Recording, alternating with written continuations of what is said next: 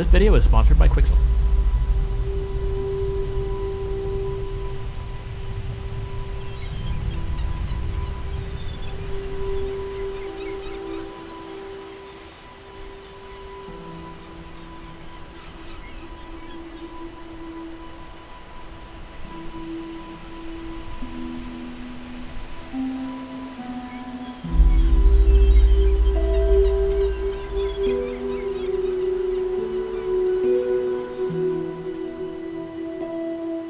There are few things I enjoy more than going on location with the camera, shooting historical landmarks around Norway, and recreating them in 3D. I've been long overdue to touch grass. Good dog. So I went off on another adventure to a very exotic location right up the street, to Lake Maridal, here in Oslo. It's like 5 minutes away. By this lake is a roughly 800-year-old church in complete ruins, one of the last remaining medieval structures in Oslo. I 3D scanned it, built a world around it in Unreal Engine 5 to render out a few shots for the cinematic that we saw in the intro. The church here was built around 1250 AD in the Maridalen Valley. Back then, a stone church built that far out of the city implied it either had a wealthy patron, the area was agriculturally significant, or both. But in 1349, the Black Plague arrived in Norway, decimating the valley's population, leaving the church abandoned and forgotten for over 200 years. That is why it looks the way it does today, not burned down or destroyed by war, but slowly undone by the total disappearance of the people it was built for. These old photos from the Norwegian archives feel like a portal to the past, and I wanted to give my renders the same feel because I think it looks great, and if I'm not having fun making art here, what's the point?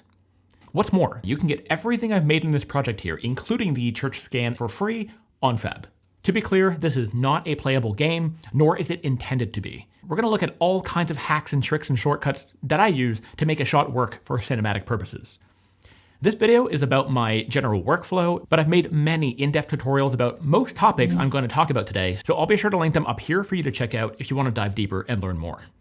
Now, the Europeans among you are probably thinking, what's the big deal? My local pub is older than that pile of rocks. And fair, but I'm Canadian. We don't have any old shit. I'm sorry, there's a casual 800-year-old ruin 5 minutes from my door? Is this Middle Earth?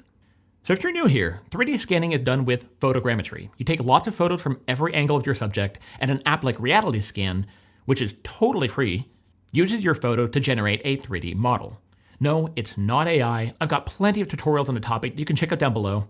Trust me, it is so much easier than you think. Oh, I haven't done this in a while. I'm making all kinds of mistakes. It's very cool. That's not smart. The camera I'm using is a Nikon Z8 with a 35mm lens. But William, you may ask, I don't have a good camera. How can I do this myself? You don't need a fancy camera. You would be surprised how well even your phone works. The key is coverage. Shoot photos from as many angles as possible. If an area doesn't get photographed, the software has no data to work with and you'll end up with a wonky 3D model. It's as simple as that. Find something you want to capture in 3D and try it out. It's free. You've got nothing to lose. So the top little flat caps on the top of the church here are going to be really tough to scan because A, I don't have a drone. I think it's probably going to be fine. I'll probably find a way to cap or fill in those holes in ZBrush or something, but sometimes you got to do what you got to do, and we'll fix it later. Now for something this tall, a drone really comes in handy, but if, like me, you don't have one, well, you can always get your camera up in the air the old-fashioned way. This is the sketchiest shit. I'm not super excited about it, but it should be fine. When I've shot all the photos I need, I can then import them into Reality Scan and align them. This is really cool. When aligned, you can see every single photo I took here and where I was standing when I took it. This tells you where you maybe shot too many photos and also where you shot too few. The density of the point cloud here tells you how much data you have. The denser, the better. From there, you can generate your mesh and get an idea of how it turned out. But now I gotta deal with this. I knew this was gonna be a problem without a drone, but fortunately it is nothing a little problem solving can't fix. Exporting the mesh into ZBrush, a 3D sculpting app, I can mask out and clean up the whole mess. I can remove those blobs, remove the polygon that I don't need. Now, you'll see in the photos, the church has these rock slabs on top of it, but because they were so high up, I wasn't able to get a clean scan of those. But fortunately, I managed to get this section of slabs scanned nicely. So I can duplicate this part right here, and later in Unreal, carefully place the copies of it on top, just like how it is in real life. This is what I mean by problem solving. There's always a way to use the metaphorical duct tape here. Is this a perfect top-tier scan? No, not even close. What could I have done better? Quite a few things. One, having a drone to get better shots at the top would have made my life a lot easier and the result would have been a lot better. Two, having a weed trimmer to cut the grass along the base of the walls would have been amazing to get a cleaner scan and prevent this crap here, but it's not my property, so...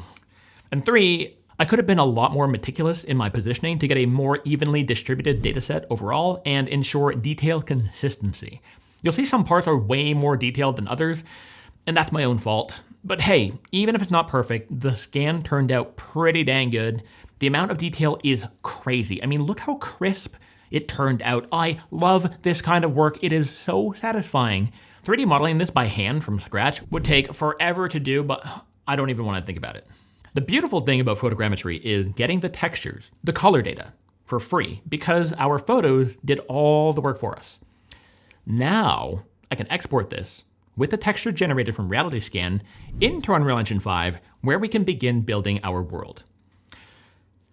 But before we put the church into level, first we need a ground to put it on, right? The Norwegian government has an amazing resource which provides elevation and height data for the entire country, so I found and selected the area I wanted and exported a height map from which I will generate my landscape in Unreal. A height map is a black and white literal map of an area with height information. The brighter the pixel, the higher the elevation. We can use this to generate a 3D model of the landscape. This is awesome because if I want to recreate the area around the church, what's better than the real thing? The height map provides this crazy amount of detail that blows my mind. We can see every house, river, hiking trail. But this kind of detail is overkill because we'll be covering the landscape with trees later anyway. So as long as the iconic mountains are recognizable, we don't need a 16K height map. So I scaled it down to 2K for better performance in Unreal. Check this out. If you look carefully, we can see the outline of the ruins on the height map we got. This makes it so easy to not only make sure our church is at the right place, but since the church model is at the correct scale already, it means that we can scale our landscape up so that it is at the correct proportion in relation to the church. If I place a camera and match the framing to real video footage, look at that skyline. We are pretty dang spot on. Great start. When it comes to lighting, exteriors are so easy because there's one light source, the sun. So I like to use Easy Toolbag to create Unreal's default lighting system in one click. Now I will definitely be polishing and fine-tuning the lighting on a per shot basis, but I'll talk about that later. As for the landscape colors, I put together the world's simplest landscape material using some free Megascans textures from FAB. I'm not really concerned about how this looks right now because the ground will be covered in thick grass and trees. I just wanted to get something, not gray. The lake itself is going to be a pretty big part of the shots here, so there's multiple ways of doing water. Unreal's free built-in water plugin can work great and looks pretty good. There's also tools like Dylan Brown's Cinematic Ocean System, which looks amazing, and I have used it many times on other projects. So you have a choice between free and paid options. Luckily, the lake is not close to the camera, so there's no fluid sims or anything really complex that I need. It's a pretty simple setup. Our essentials are now in place, so we can set up our cameras now. Establishing your composition and your framing is important to do early, so you know what to focus your attention on. You don't need to make the whole environment look perfect from every angle. We are not making an immersive game here. You want to focus on the areas that are visible in the final shots. No more, no less. I'm going to circle back to this later and show you exactly what I mean. Personally, all my favorite lenses are telephoto, so I very often use much longer focal length, like 85 to 135 millimeters, or even higher at times. This compresses the landscape and gives the shot a more interesting look. Go with what you like. Shoot wide angle, shoot telephoto, it doesn't matter, whatever you like. So with 3 or so cameras placed, we need to make this landscape look not terrible. And there's a few things we got to do here. Adding a lot of grass, small to mid-sized rocks, and trees. That is where FAB comes in. FAB is where you can find not only the entire Megascans collection, but also pretty much everything you'll ever need. Plugins, environments, sound effects, whatever. FAB is accessible through the Epic Launcher if you're just casually browsing, or you can use the plugin built into the engine, which is very handy. Now for this project, I'll only be using the free models and textures that Quixel offers for everyone. So if you want to try your hand at this and you don't want to spend any money, I got you, bro. Here's how we find the free stuff. 1, search for Quixel or scroll down here and click on Quixel Megascans, and that will open up their publisher page. We can then filter by free and search for what we need. So I need grass, right? I can search for grass from Quixel Megascans, and here I have textures, modeled, materials. I just pick whatever grass mesh I want, pick the level of detail I need, and add it to my project. Finding anything you need is very easy, and you can use the categories on the left-hand side here to more easily browse and find anything you might want for your own project. Same goes for the filter up here. It can help sort through the massive library this way. This makes FAB feel a whole lot more like the Quixel Bridge used to be. Now, in order to scatter my downloaded grass mesh across this huge landscape, I made a custom PCG graph to do that. PCG is a tool for procedurally placing models in your world, and when fine-tuned, we get the grass looking pretty dang good. It is so easy to place volume for spawning grass wherever you need it, and adjusting the density on the fly. PCG can be as complex or simple as you need it to be, and in this case, I really didn't need anything super crazy. As for the background, I want it covered in a dense forest, and I can totally use the new Quixel Megaplants that just came out in Unreal Engine 5.7, because they really do look amazing. Megaplants released in November, and the library of tree species has almost doubled since, with many more tree species coming in the next year. To add Quixel Megaplants to your project, we can find them on FAB, so search for Quixel Megaplants and you will find them there. Once added, there's a new tool in Unreal called PVE that I cover in this video here. It allows you to art direct the shape and look of your trees directly in Engine, very handy with many new features coming this year. Now, I can use PCG to scatter trees on a large area, but in this specific situation, I wasn't totally happy with how they looked at a distance. I wanted more control over the look, not to mention that this is Norway, the land of pine trees. And at the time of this recording, Megaplants don't have a pine tree species to work with, so I made these really, really dumb looking trees. This is it. That's all. But come here, look at this. See how they look when I scatter them across my landscape?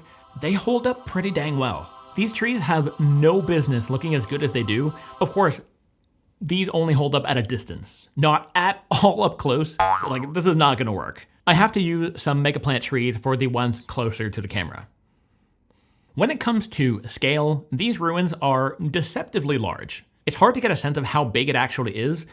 It almost looks like the wall here would go up to your waist, right? But it's not. It goes up to my neck.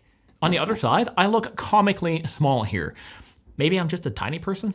This is why I added a pile of recognizable things, like a pallet, planks, a shovel, a banana, something, anything that gives us a scale reference. If you don't do this, things are going to feel a little bit wrong and you're not going to know why. Do not underestimate the importance of nailing your scale. On the topic of creating a satisfying composition, I felt like adding a path or a trail here that leads the eye up to the ruins would look great. So I made another PCG system and a spline to create this path that blends into the grass directly onto the landscape. PCG is definitely the future of level design in Unreal. It is so much fun to use once you get the hang of it. So our scene is really starting to come together, and now is the time for polishing and, small lighting fixes. This might feel like cheating, but it is totally normal to make adjustments to your lighting on a per shot basis. Sometimes the sun just looks a bit better from a different angle, and it's okay to change that to make the final result better. In real life, the sun is constantly moving, so it's fine if the light changes a little bit between shots, as long as it feels believable. So we can use lighting levels for that. These are just an empty level with only lights in it. Say you want a daytime shot and a nighttime shot. You would have two lighting levels, each with their own light settings. This allows you to make changes in one shot non-destructively without ruining the look of another shot. Like in this example, I wanted to see the sun reflecting off the surface of the lake, so even if the sun isn't really supposed to be at that angle, because it doesn't match the other shots, it doesn't matter because it's believable. And now the other shots will not be affected by this change. Volumetric clouds in Unreal gives you a ton of control in regard to the shape and look of your clouds, and it's easy to get carried away with sky plugins like Ultra Dynamic Sky that I'm using here. But don't overthink those details too much. Let's take a look at our reference again. You can see that the sky is completely blown out and overexposed anyway. Look at that, it's pure white. In other photos, you do see some clouds, but the contrast is still very low. It's all going to come together in the color grading phase. When you understand exposure, this all starts making sense. This segues nicely into my use of easy fog in my level. To add pockets of clouds or fog or mist or just something subtle, I find it tremendously helpful for blending in certain elements into my world or making some parts of my landscape pop a little bit more. I also like to add Easy Atmos, which has a bug swarms option to add some of those pockets of bugs that you see outside on summer afternoons. It's one of those little things that breathe a little bit of life into a shot. I also wanted to break up the uniformity of the forest here in the background, so I added a teeny tiny little farmhouse that is barely noticeable in this one shot. But when you know, you know. I feel it's those tiny details that really help make a difference. Do you remember that thing I said about only focusing on the shot itself, only what's in the frame? Yeah, this is how it looks outside the camera view. It is extremely underwhelming, right? And that's fine. This is the same thing they do on film sets. Why spend time on things that will never be seen in the final result? Like, look here. Up close, this path does not blend in well at all with the environment, but in the context of the shot I am rendering, it works great. My approach here would be completely different if I was making an environment for a game. You have to remember the goal you're working towards. Now we're ready to render out our shots and move on to the most satisfying part of this entire process, at least for me, color grading in Davinci Resolve. This is where we bring our shots to life, where we make them go from looking a little bit video gamey to something much more believable. Now, I want my renders to have the same feel as these old photos shot in the 18 and 1900s. So how do you oldify a render convincingly? Let's use reference and break down what makes these photos look old. 1, black and white. Color film did show up in the early 1900s, but it wasn't very common until much later. 2, old does not mean blurry. Many of these photos are surprisingly sharp and have great contrast. Check out these photos. They are insanely sharp and clear, even by modern standards. But they do have a lovely grain to them, not a digital noise. It's the film grain that softens part of the image and just kind of feels nice. 3, despite being sharp and high contrast, we do see a lot of light leaks in part of the image that cause a reduction in contrast. As we see on the right side here, this area has far lower contrast than the left side. This has a tendency to happen with older cameras. Dynamic range varies a lot. Dynamic range just means the range between the blackest blacks and the whitest whites. Analog film can retain a ton of detail in the highlights and the shadows, but look here. Sometimes the sky is completely blown out, almost pure white, and that is just how photos look sometimes. Trying to recover all the detail in the highlights is one of those things that can make an image look super fake. So we gotta keep that in mind. And 4, center to corner sharpness. Notice how the edges of the frame here are much softer compared to the center. This is something you see on all photos. It's not depth of field, and I'll get into that later. So what I always do in Davinci Resolve is I use my favorite film emulation plugin, Dehancer. This has become a major part of my color grading workflow over the years, and it does one thing very well: emulate film.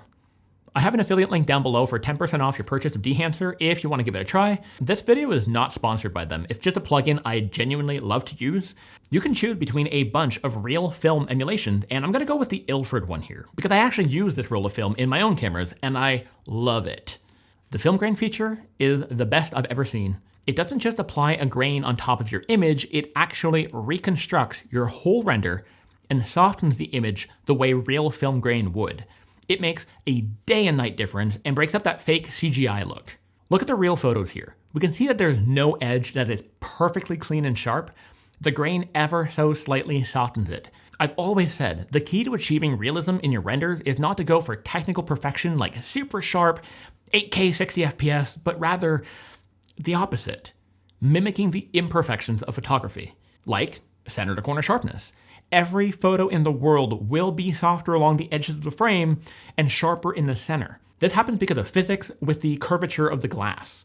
So one thing I love to do is just to soften those corners with a radial blur just a tiny bit. Combine this with chromatic aberration, distortion, film grain, lens flares, all those defects that we get with real cameras, and suddenly your renders start looking way more convincing.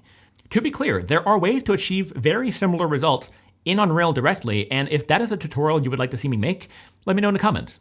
I use Davinci Resolve because it is a tool dedicated to color grading, and it does the job very well. Okay, so funny enough, in some of these shots, I genuinely prefer the graded color version, but hey, for this project, I wanted to go old school. When it comes to color grading, there is no right or wrong way to do anything. It all boils down to your personal preference. You might not like the direction I took here, and that is okay. I just want to show you the tools available to you. Once I've graded my shots, all that's left is some music, which I've been getting from Epidemic Sound ever since I started the channel 5 years ago, and we have ourselves a cinematic. And that, folks, is my workflow. I hope you found this helpful. A big thank you to Quixel for sponsoring this video. Thank you so much for watching, and as always, folks, happy rendering. So in order to scatter my oh my god. Completely different if I would,